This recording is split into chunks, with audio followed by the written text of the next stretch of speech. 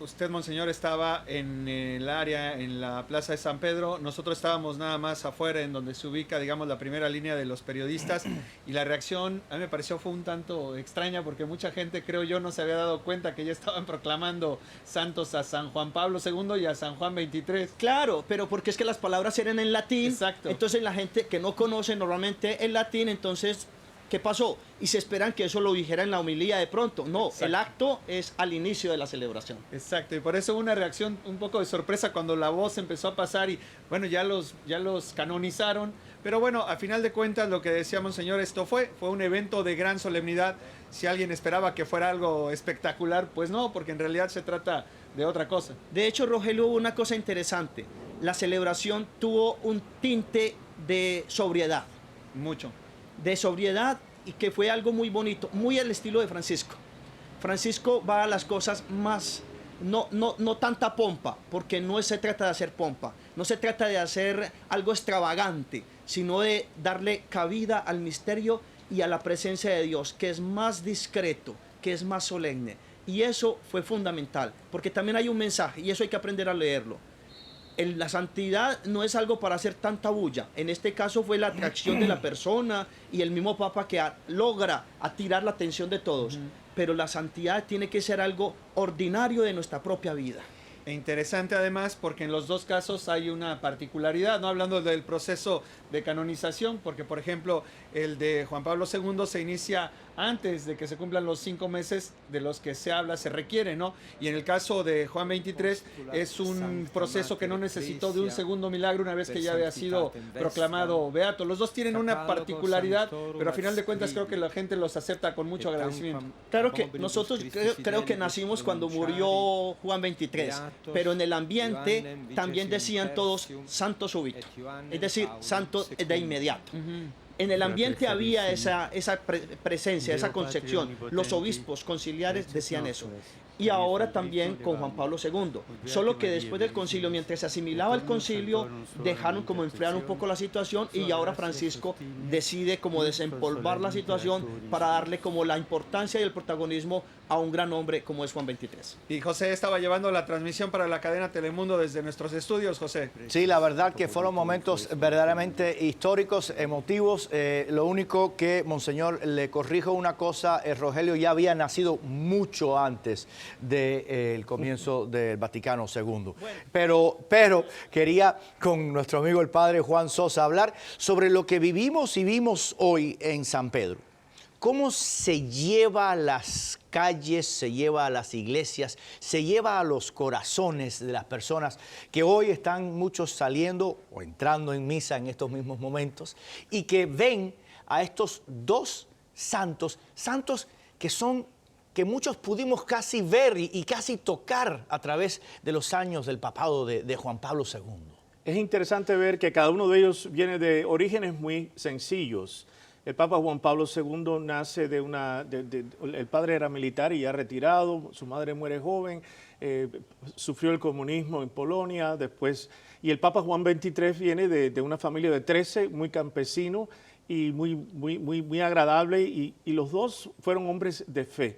El Espíritu Santo los llama precisamente para que ellos respondan, y cada uno respondió en la historia de su vida precisamente para poder responder como líderes, como el Señor los quería, como pastores en la iglesia. Primero de sacerdotes, después de obispos y después obviamente de cardenales y de papas. El conocer la historia de cada uno de ellos, incluso de los cuatro, es ver que cómo el papado va a ser tan popular y importante para la Iglesia Universal. Todo el mundo en Latinoamérica siempre amó a los papas. Estén o no estén de acuerdo con algunas de las posturas que puedan haber tenido, siempre el latinoamericano es muy reverente hacia los papas. Y ver esa emoción ahora congregada el día de hoy por todas esas calles, creo que tenían hasta sistemas de pantallas para que pudieran verlo de calles laterales. Yo estuve en varias de las canonizaciones y pude muy de cerca asistir a la misa privada de Juan Pablo II cuando estuvo enfermo. Y efectivamente, como decía Monseñor, es impresionante ver la figura de él en su espiritualidad, de Juan Pablo II. y poder saborear un poquitico el toque de Dios en él y a través de él en todos los que estábamos allí. Y como tú sabes, en el año 87 estuve muy cerca de él también en la visita papal aquí en Miami, así que fue una bendición para mí haber vivido este proceso histórico. Sin embargo, por ejemplo, y ha habido canonizaciones muchísimas en estos últimos años y en la historia de la Iglesia, pero cuando un papa o un sistema canoniza a una persona, a un santo, quizás ese santo ha tocado físicamente a muy poca gente. Y sin embargo, Juan Pablo II, el papa viajero, más de 100 visitas alrededor del mundo, un papa que pudo tocar a millones y millones de personas, esos 5 viajes a México, el primer viaje que da a República Dominicana y a México, recorrió el mundo entero, Estados Unidos, de pies a cabeza, tocó mucha gente. Quizás es la primera vez que millones de personas se pueden identificar con un santo porque lo vieron en persona. Exacto, y en cierta forma los medios de comunicaciones que hay hoy en día, incluso en la época de Juan Pablo II, ha desarrollado el contacto con el Papa de muchas maneras, por videos, por internet, por tweet, por todo eso. Y en aquel momento los viajes eran significativos. Juan XXIII obviamente no tenía los recursos de los medios de comunicación que ha tenido ahora los papas subsiguientes. Pero es interesante ese contacto. La Iglesia se abre al mundo con Juan XXIII y Juan Pablo II lleva a la Iglesia al mundo para que pudiera el mundo conocerla mejor. Monseñor y Rogelio, una de las cosas que mencionó casi al principio de esta transmisión mi amigo Rogelio Mora Tagle es el aspecto histórico de que nunca antes en la historia de la Iglesia había habido 2 papas sentados juntos para una canonización, Francisco y Benedicto XVI, el Papa emérito. ¿Cómo lo vieron ustedes y este aspecto histórico, Rogelio Mora Tagle y Monseñor González? Yo creo que nunca habíamos visto a 2 papas sentados de manera amistosa en toda la historia, ¿verdad, Monseñor? Entonces, no. Realmente importante. Pero hay un elemento que hay que resaltar aquí muy especial. Aunque el Papa Benedicto XVI concelebró en la Eucaristía, no estuvo dentro de los que estaba junto al altar. No quiso. Esto fue a propósito, para no dar cabida a confusión en la gente. Está dentro de los demás, pero el protagonismo en este momentico lo tiene el Papa, como él lo manifestó. Es coherente con las palabras que él mismo dijo. Desde que renunció, quiso decir, me pongo a disposición del nuevo pontífice. Eso me parece genial. Él sigue siendo con una precisión, con una claridad y con una coherencia única, que también es una gran lección. No habla por hablar, no suelta las palabras, sino que es consecuente con lo que él expresa.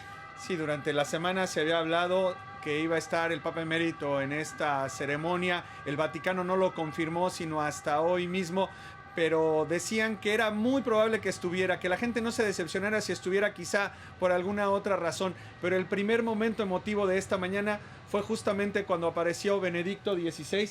La gente conmovida se paró a aplaudirle y fue un gesto muy especial, ni que hablar de cuando se dieron el abrazo. Pero hay una cosa todavía bien interesante, que al final el Papa hizo un saludo y un agradecimiento a todos los que vinieron, a las delegaciones, a los presidentes, a la policía, al síndaco de Roma, a todos los feligreses, y a Ratzinger no le dijo nada. Parece que fuera un desaire, pero no, también es parte del mismo estilo de Francisco y también del mismo estilo de Ratzinger. Y además lo fue a saludar. O sea, claro, va y lo saluda, claro, va y le dice, pero es eso. A veces la gente dice, no, es que el Papa usa estrategias así. No, él es un estratega. Ese es el estratega que sabe llegar con su mensaje, con sus signos, que sabe llegar a lo concreto. Y que no anda dando rodeos, sino que va con precisión al punto. Y quiere dejar claridad que lo fundamental, como lo dijo Ratzinger también en su última audiencia, es Jesucristo. La centralidad de este mensaje, de esta canonización, de toda esta celebración, es Jesucristo, que es capaz de encontrarse personalmente con alguien, lo transforma, lo seduce, lo transforma y lo hace santo, como lo proclama hoy. Además, lo más interesante es que gracias a Benedicto XVI estamos viviendo todo lo que estamos viviendo ahora. Toda esta historia se origina cuando él decide renunciar y entonces después viene la elección del Papa Francisco. Él es, digamos, el que abre esta puerta a un episodio que estamos viviendo único dentro de la Iglesia Católica. Rogelio, podemos decir que no hay Francisco, pero sí, no hay Francisco hoy sin Ratzinger. Exactamente, José. Punto clave que han mencionado el uno ustedes. sin el otro no existe. Efectivamente, uno sin el otro no existe. Nosotros vamos a una breve y primera pausa. Al volver regresamos hablando sobre los milagros y las vidas de nuestros santos. También el lazo que une a San Juan Pablo II con México, país que visitó en 5 ocasiones. Regresamos con eso y más en esta edición de El Enfoque desde el Vaticano.